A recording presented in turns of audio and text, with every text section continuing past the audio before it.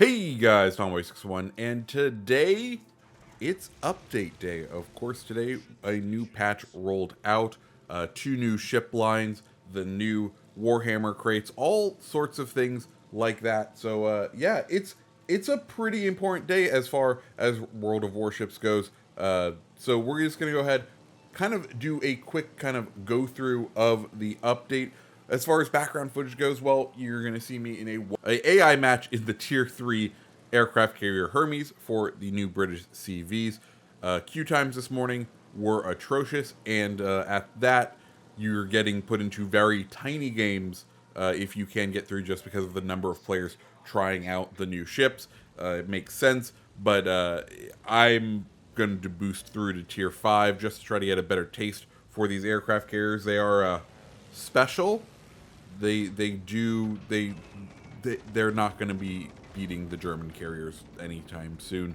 I am interested. I want to play a couple more games before I give my full thoughts, but I'm not impressed as of the beginning of this. Anyways, let's go ahead and take a look at those models in game. Of course, we have the Hermes, the Furious, in Implacable.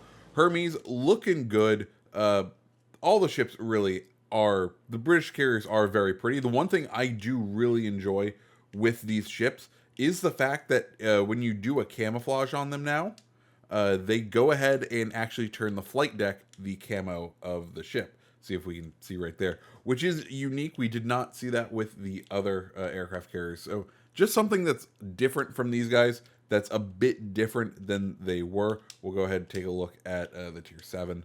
But yeah, they look beautiful. It's just I wish they were better overall. I think they may find a nice niche. I think I want to play a couple more games with them before really either writing them off, but they could be somewhat useful. They're interesting. That's all I'm going to say. They're interesting. Anyways, that of course is the new aircraft carriers. We do have the new commander for the British aircraft carriers, Dennis Boyd. You can go ahead and unlock him if you go into trials. There's Wings of the Empire. It is going to be a 4-step kind of challenge thing that you need to complete, all in British aircraft carriers. So you're gonna need to win 3 battles in one. You're going to need to cause 40,000 damage with torpedo bombers, 35,000 with with carpet bombers. They're not dive bombers anymore, so there's not that. And then you're going to have to destroy 5 ships, and that's going to award you Boyd. You can also go to the store and go over to the Commanders tab, and in there he is available for purchase, assuming you go over to the UK. Or the other thing you could do is, if you didn't get your brand new crate yesterday for your weekly challenges, you will also be able to earn him there. We can go ahead and take a look at his skills. I'm waiting to be able to get enough to rank him up to 11 before I really want to put him on. His base trait is going to reduce the ship's detectability from air. The next traits are kind of what you would expect out of the kind of stereotypical aircraft carrier commander that we've seen so far. And then his unique trait is the vault. When you are within a certain radius of your teammates, you'll receive 20% less damage to the aircraft carrier. And then the passive skill that is there all the time is basically a 1 to 4% upgrade to the health of your aircraft, which all in all isn't that bad. Beyond that, we can go ahead and take a look at the 2 new campaign ships at Tier 40 and at Tier 120 in the new Admiralty backing, aka the I just like calling it the battle pass. We have Shiraco here. Taking her out so far, she seems fun. I'll be honest. I was having fun. Currently, I have a detectability of her at 4.9 kilometers, which is kind of fun. It's going to be difficult to get a good game in her right now, just because she's in that bracket that's going to see all the Herbies currently going about, and that means you're going to get very tiny games, and that does not play well to Shiraco, who can be a decent gunboat, but feels like she's going to be more of a tort boat. But I want to play a couple more games before I really make that determination. And then, of course, the main reason people will be buying this campaign is a discounted a mines, the wonderful mines, one that is going to change the meta of this game. I have a feeling, or at least it's going to be one of the most annoying ships out there. We can go ahead, take a look at its armor right here. Not very thick at only 25 millimeters all around. I think on PC it has like 27-ish. So it is definitely seen an armor downgrade, but I can absolutely understand why. Even though it's supposed to be on a hipper hull, if it had a hipper hull, it might be a little bit too powerful. So I do appreciate them armoring down this thing, because it could possibly get a little problematic going forward. But yeah, that's the mines. Of course, the last new thing to come out with this update is going to be the Warhammer. If you go over to the special tab, that's where you're going to see it. You have the ship bundles for 18,900. That's the only way you can actually guarantee that you're going to get one of those ships. Alternatively, you can go in and purchase crates. They do have these two that are like a deal. I would purchase those and probably nothing else. Just because they come with the unique patch. As far as what's in these crates, well, I'll go ahead and go through the drop rate here.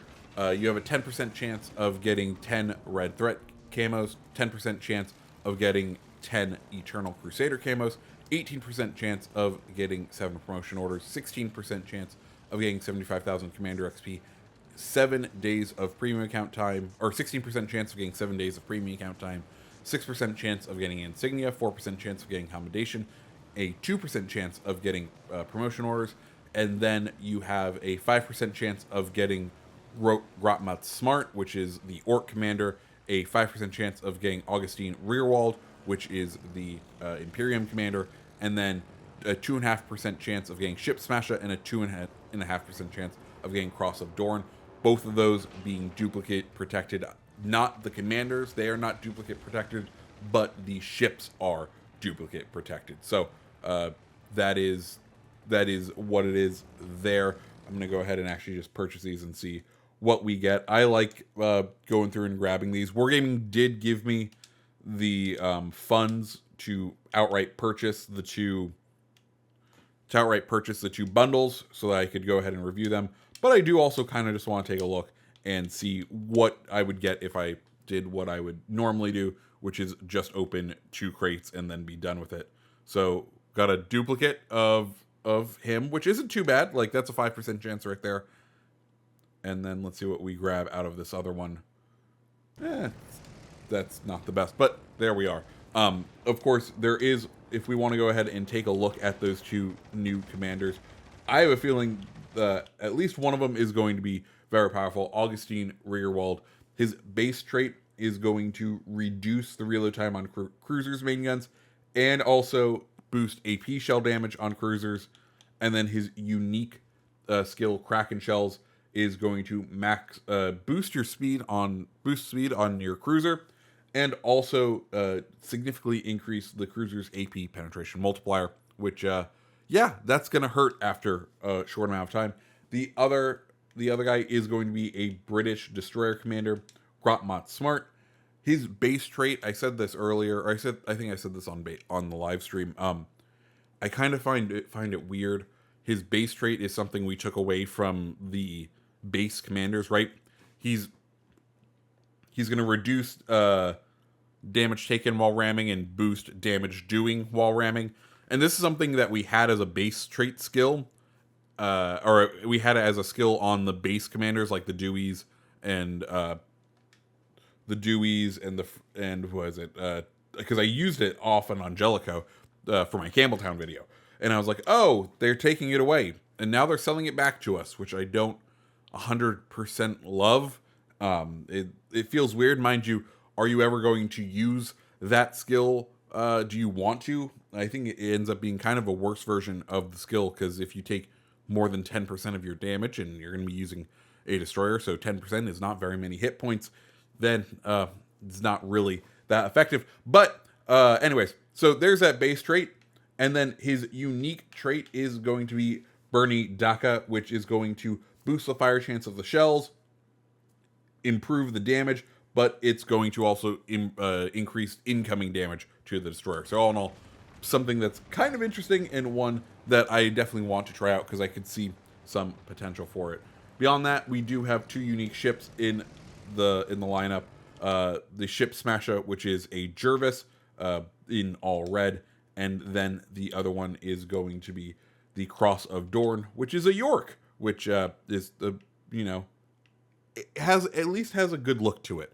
But yeah, guys, that's the update day. What do you guys think? Let me know down in the comments below. As always, I hope you have a great rest of your day.